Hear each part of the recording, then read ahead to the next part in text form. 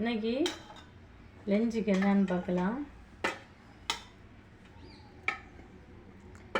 இன்னைக்கு சிம்பிள் தான், வீட்டில் அவ்வளோவா எதுவும் பண்ணலை.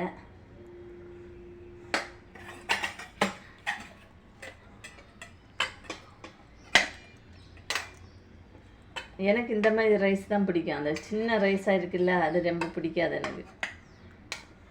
இதுனா டேஸ்ட்டாக தெரியும் எனக்கு. குழம்பு இது குழம்பு ரசம் ஊற்றி சாப்பிட்டா கூட இது பிடிக்கும் எனக்கு.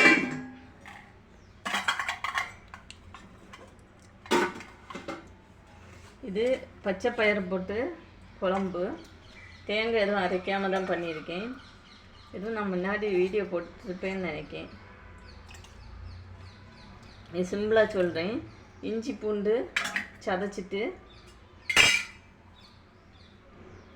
தக்காளி வதக்கி, இஞ்சி பூண்டு நல்லா வதக்கிட்டு, 2 காஞ்ச மிளகா கிள்ளி போட்டு தாளித்து, அதில் இந்த பச்சை பயிறு நல்லா அழுக வேக வச்சு கடைஞ்சி ஊற்றணும். மிளகு பொடி, மல்லிப்பொடி, ஜீரகத்தூள் கொஞ்சம் சேர்க்கணும். அவ்வளோதான். அதுக்கு சிம்பிளாக பண்ணலாம், அந்த டேஸ்ட் நல்லா இருக்கும். பண்ணி பாருங்கள், சரிங்களா? சிம்பிளாக தேங்காய் எதுவும் அரைக்காமல் பண்ணலாம்.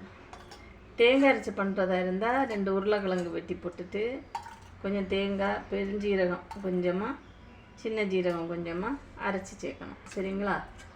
அப்போ சூப்பராக இருக்கும். மூடிக்க இது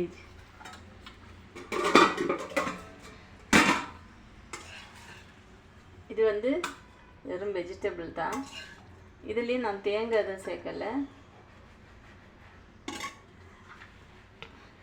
இந்த மாதிரி வெஜிடபிள் தான். சண்டே தவிர மற்ற நாளெல்லாம் வெஜிடபிள் தான் எங்கள் வீட்டில். நான் பிள்ளைங்க படிக்கிற பிள்ளைங்க பார்த்தீங்களா, பிள்ளைங்களுக்கு ஹெல்த் வேணும் அந்த மாதிரி நினச்சி ஃபுல் வெஜிடபிள் தான். மத்தியானத்துக்கு ரைஸு தான் அதிகமாக கொடுத்து அனுப்பேன். அப்போ தான் வெஜிடபிள் கூட சாப்பிடுவாங்க. அதனால் இது வந்து எப்படி பண்ணதுன்னா சிம்பிளாக சொல்கிறேன்.